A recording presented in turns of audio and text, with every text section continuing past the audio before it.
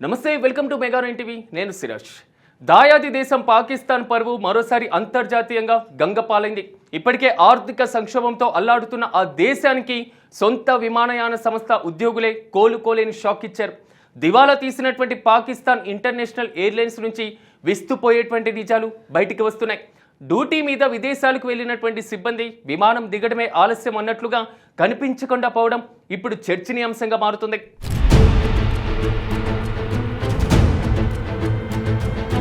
పాకిస్తాన్ నుంచి కెనడాకు వెళ్లినటువంటి పిఐఏ విమానం సిబ్బంది తిరిగి రావడానికి ఇష్టపడడం లేదు.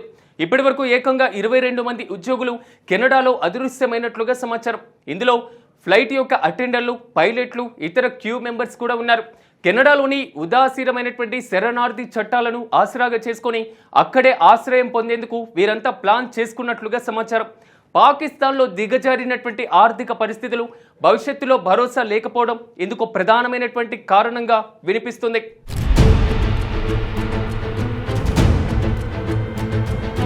పిఐఏ సంస్థ పీకల్లోతు నష్టాల్లో కూరుకుపోవడంతో ప్రైవేటీకరణ దిశగా పాకిస్తాన్ ప్రభుత్వం అడుగులు వేస్తుంది.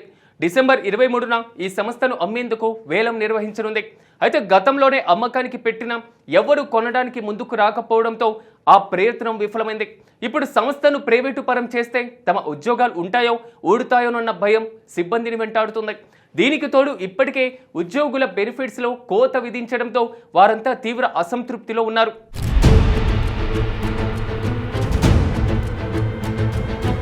ఈ పరిణామాలపై పాకిస్తాన్ సీనియర్ జర్నలిస్ట్ జాహిద్ గిష్కోరి తీవ్ర ఆవేదన వ్యక్తం చేశారు. పాకిస్తాన్లో సురక్షితమైనటువంటి భవిష్యత్తు లేదని భావించే ఉద్యోగులు ఇలా అదృశ్యమవుతున్నారని విశ్లేషించారు. $7 బిలియన్ IMF లోన్ కోసం ప్రభుత్వ రంగ సంస్థలను వదిలించుకోవాలని పాకిస్తాన్ చూస్తుంటే ఉద్యోగులు మాత్రం దేశాన్నే వదిలిపోతుండడం పాకిస్తాన్ దుస్థితికి అద్దం పడుతుంది.